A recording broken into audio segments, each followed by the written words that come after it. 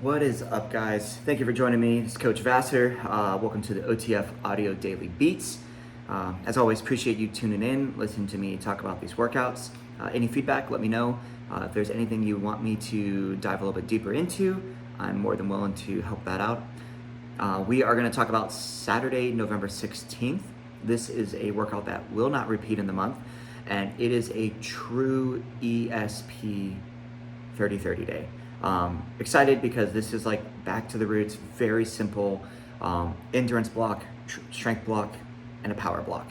We'll talk about key concepts, break down the treads, break down the rower, the weight floor, talk about the 3G, and then get you guys down and out of here. So yeah, key concepts today. For the treadmills, we're gonna see 3 blocks: endurance, strength, power, simple. Rower, knock it all out your rowing on day 1 in block 1 by repeating a 400-meter push row with a dumbbell exercise. And then on the floor, there's 2 specific floor blocks: strength, power. Both are work and rest style. So there's a little bit of everything on the treads. Block 1, we alternate between push and base. Block 2, we alternate base with inclines and base on flat road. And in the last block, we alternate all outs and walks. So we're looking at the treads, 3 blocks, 8 minutes, 7 minutes, 5 minutes. You got a 90-second recovery between each one. In block 1, your longest block, endurance, they're gonna increase their push intensity and maintain base throughout the block. They're gonna start with a 2-minute push, 1-minute base. Push will decrease by 30 seconds for a total of 3 rounds. Base is still a minute. They finish with a 30-second all out. So increasing the intensity here, of course, power walkers will start at a 5% incline. Every push, the call out is to increase the incline by at least 1% because the 90-second is 6% or greater. So that 1 minute, might as well take it to 7% or greater. Joggers and runners, they could start somewhere between 1 to maybe 1.5 and then maybe add 0.1 to 0.2 or so every round. Bikes and striders, maybe start on that conservative side. So maybe 2 to 3 gears over base for that 2-minute push and then add 1 gear every time. Nice, very simple, clean cut tread block for endurance. Gotta love it. Now, the second block, your strength block, this is gonna be rolling hills. You're gonna maintain your base speed for a total of 7 minutes. And what we're gonna see is, like the block 1, the work intervals get shorter, the recovery stays 1 minute. So they'll start with a 90-second base climb at 4%, followed by a 1-minute base. Power walkers, they're gonna go 6% or greater. The next hill, it's 30 seconds less, but it's 1% higher. So power walkers, 7% or more. Joggers and runners, they're at 5%. And then they got flat road. The next hill, 8% for power walkers, 6% for joggers and runners, and it's only 30 seconds. They have 1 more flat hill, and then they finish with a all-out effort, which is actually a base climb at their highest incline of the day. So power walkers, 8% or more. Joggers and runners, base speed at 6% or greater. Now, even though it's the same incline again, it is double the time. A good way to challenge people here is, if it doesn't feel very uncomfortable, rather than increase that speed, maybe they could go higher on that incline. So maybe see base at 8% or 9%, rather than just increase your speed. That's block 2.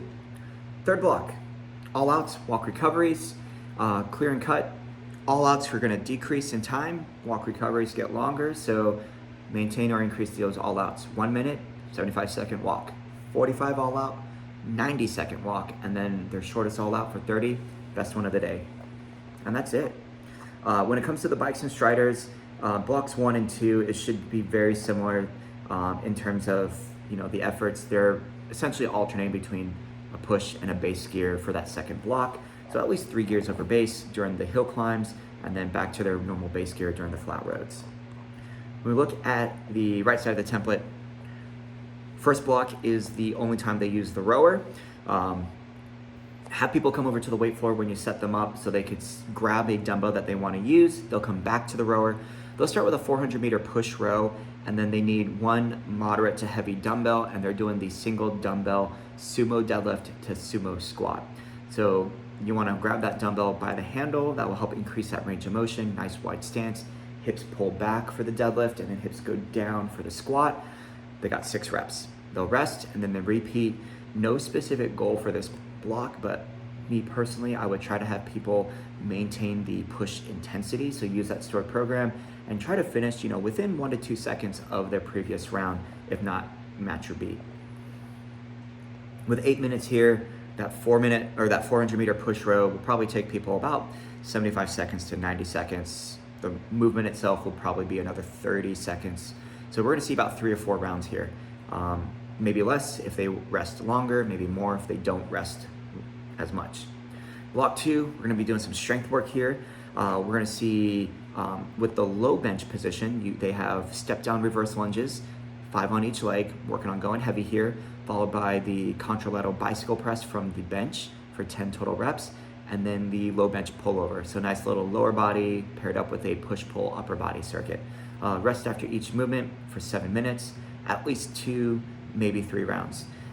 Reps are 10 for everything, so 5 on each side, or 10 alternating, 10 total, whatever you want to call it. Moderate, maybe heavyweight choice if possible. And then the third block is going to be a power block. Very low reps, 6 at the most. Pop squat, 6 total, paired up with the low bench, high plank jack to decline push-up. So for that one, their hands are on the floor, their feet are on the bench. They'll hop the feet down, back up, and then drop the chest, and then come back up. Decline push-ups are substantially tougher than a regular push-up, so option for that one is to have people do it on the floor or do their push-ups from the knees and then come off the knees for the plank jack. And then they will finish up with the low bench straight arm sit-up. One thing that I've noticed, at least my studio, people who struggle with this movement, they will start with the arms instead of vertical. They'll start with the hands by their ear, and then as they sit up, they'll swing the arm and use that as momentum to come up. Rather than that, really emphasize keeping the fingertips towards the ceiling as they sit up, then it comes up by the bicep. As they lower down, it comes back down. If they need some support, have them place a 30-pound dumbbell or so sideways between their feet and use their feet to kind of pinch the side of the dumbbells. That added weight will help keep their lower body kind of weighed down, make it easier for that sit up. And then their finisher is going to be any choice of those 3 power movements. Well, technically 2 power or the core movement. And that's the 2G. Like I said, very simple ESP workout, nothing too fancy for that one. When we look at the 3G version, same idea, 3 blocks, endurance, strength, and power for the treads and for the rowers. Weight floor, it's going to be 1 long block with 3 parts. So they have an endurance part, a strength part, and then a power block, and then a power part, and then they'll repeat all the exercises as 1 block. So with the treads, very similar setup to the 2G. They'll start with a 90 push, 1 minute base, 1 minute push, 1 minute base, and then a 30-second all out. Try to increase that push every time and maintain base. And then in the second block, they are going to see the rolling hills. It'll be 90 seconds of 4% incline and then a flat road for only 30. Then they have their next hill for 1 minute, of course 1% higher, flat road at 30, and then the final is back up to 30 seconds for that highest incline of the day as they maintain their base speed. And then the third block, a little bit different than the 2G. This is going to be a 30-second all out and a 45-second walk recovery for 3 rounds. So walk recoveries do not increase, the all outs do not decrease in duration, it's just the same. So try to maintain, or as a challenge, increase the all outs. When we look at the rower, this is going to be a rep and recover for the endurance block of round 1. They have 1 minute, or they're going to do a 90-second row, and then they have 1 minute to complete 12 foot exchanges, and then they recovery row until the next round. The next round, it is timed up with the treads, so they'll do a 1 minute push row, 12 foot exchanges, recovery row, and then they hit a 30-second all out. If anything, you could have people use a 5-minute countdown for that block, and then they could see what their distance is at the end. Kind of eyeballing this, we'll probably see, I would say maybe somewhere between, 400 and then probably about 700, so probably about 750 to 800 plus meters in the 5 minutes total between the 2.5 minutes of actual push rowing the recovery rows they could possibly do, and that 30-second all-out row.